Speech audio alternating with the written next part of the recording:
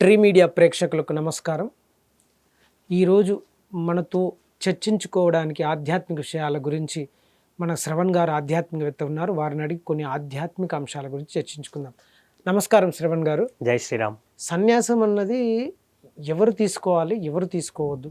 సన్యాసం దాని గురించి మనకు కొందరికి తెలియదు. సన్యాసం నేను ఏదైనా కోపం వచ్చినప్పుడు నేను సన్యాసం తీసుకుంటా, అది తీసుకుంటా అని కొందరు అంటుంటారు.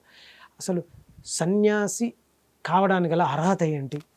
మీరు అడిగేది ఇప్పుడు ఎట్లా ఉందంటే, సన్యాసం తీసుకుంటేనే ఈ మానవ జన్మ సార్థకత చెందుతుందా? అదే గురువు గారు, ఇప్పుడు సన్యాసం తీసుకుంటే మానవ జన్మ సార్థకత అవుతుందా? సన్యాసం తప్పక తీసుకోవాలన్నా? అది అందరూ తీసుకోలేరు కదా, ఎవరెవరు తీసుకోవాలి, ఎటువంటి అర్హత కలిగి ఉండాలని అడుగుతున్నాను. నిజానికి సన్యాసం తీసుకోవాలంటే ఉండాల్సిన లక్షణాలు ఏంటి, అర్హత ఏంటి చెప్పేంత పెద్దవాడిని అయితే నేను కాదండి.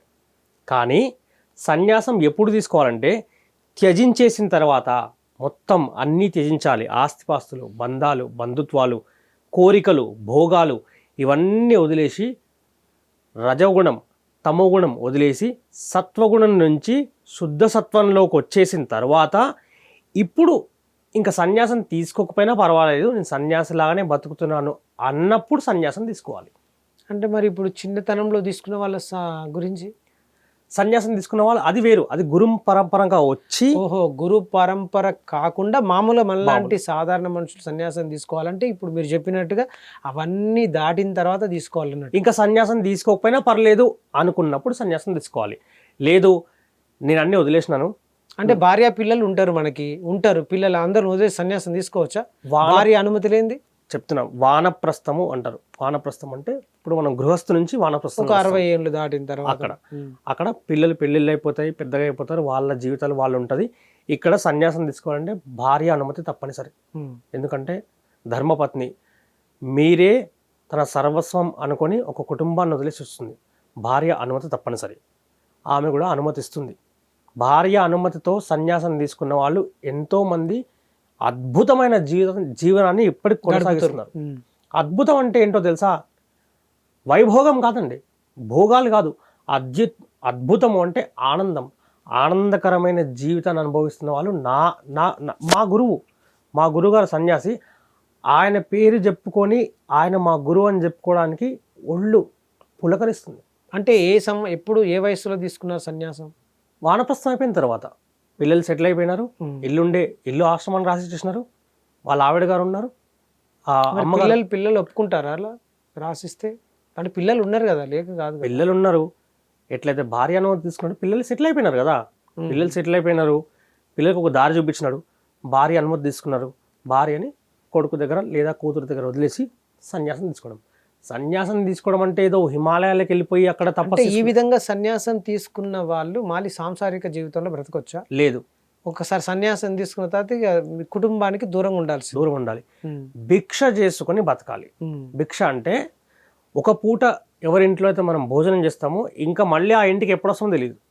ప్రతి పూట భిక్ష చేసుకొని బతకాలి, భిక్ష చేసుకునే తినాలి. ఒకప్పుడైతే సన్యాసులకు భిక్ష సమృద్ధిగా దొరికేది, ఇప్పుడు దొరకట్లేదు. కాకపోతే ఇప్పుడు కూడా ఆశ్రమాల్లో వాళ్ళేదో వాళ్ళ సాత్వికమైన భోజనం తయారు చేసుకుంటారు, వాళ్ళు తింటారు. కానీ సన్యాసికి సంఘంతో ఎటువంటి అనుబంధం ఉండకూడదు. ఆయన చేసే తపస్సు కానీ ఆయన బతికే జీవనం కానీ ఖచ్చితంగా మానవాళికి ఉపయోగపడేలాగానే ఆయన జీవిస్తాడు. సన్యాసం తీసుకోవడం తప్పదా అంటే అట్లేం లేదు. వానప్రస్థం అయిపోయిన తర్వాత కూడా సన్యాసిలాగా బతికి జన్మ చరితార్థం చేసుకున్న మహానుభావులు ఎందరో ఉన్నారు. అంటే మనం ఇప్పుడు వానప్రస్థం అంటే ఒక 60 ఏళ్ళు దాటిన తర్వాత అందరు మన ఇంట్లో పిల్లలు సెటిల్ అయిపోయిన తర్వాత సన్యాసం తీసుకోవచ్చు. మన ఇష్టం మీద ఆధారపడి ఉంటుంది, భార్య అనుమతితో.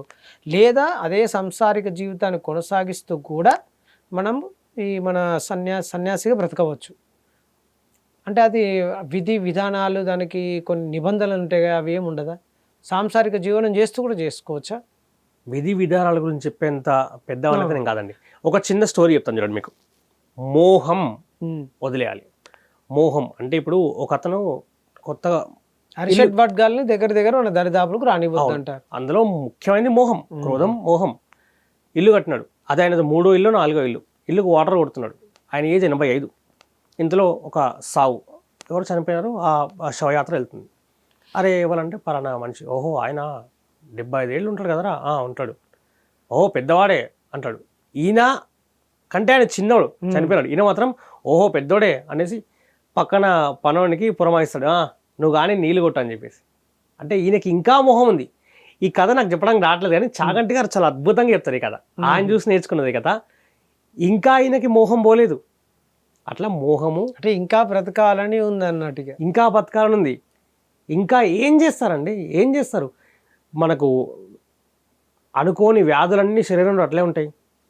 పో అది అంటారు చూడండి, ఊరు పొమ్మంటుంది కాడు రమ్మంటుందని. ఆ స్టేజ్లో కూడా ఈ మోహం వదలడు.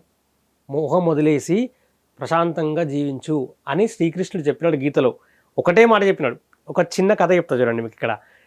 శ్రీకృష్ణ పరమాత్మ దగ్గరకు ఒక భక్తుడు వచ్చి, స్వామి నాకు ఒక కోరిక ఉంది తీర్చండి అంటే, ఓకే అంటాడు భగవంతుడు. నేను ఆనందంగా ఉండాలి. ఓ వెరీ గుడ్. ఆనందం అంటే నీ స్వరూపమే. వీడేదో వాడికి సంబంధించింది అడుగుతున్నాడు, ఇది ఇవ్వడానికి ఈజీ అని చెప్పేసి శ్రీకృష్ణుడు చెప్పబోతుంటాడు. స్వామి నేను ఆనందంగా ఉండాలి అని చెప్పబోతుంటే, నాకు ఒక బెంజ్ కార్ కావాలి, నాకు 3 బెడ్రూమ్ ఫ్లాట్ కావాలి, ఇంకేమైనా కావాలన్నా నాయన అనేసరికి శ్రీకృష్ణుడు గుళ్ళోకి వచ్చి ఆయన అడుగుతున్నాడు ఆనందంగా ఉండు అంటే. ఎక్కువ అడుగుతుంది కాబట్టి ఎక్కువ కాదు, ఏదైతే నీది కాదో, ఏదైతే నీవు కాదో అది అడుగుతున్నాడు అంతే. స్వామి ఎలా ఉన్నాడు అలా అంటే, నేను గీతలో చెప్పింది అర్థం చేసుకున్నది వీడు ఇంతే అనేది. ఆనందమే, నీవు ఆనంద స్వరూపుడవు.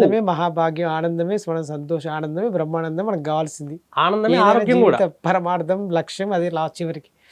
చాలా చక్కగా వివరించారు గురుగారు. చాలా ధన్యవాదాలు.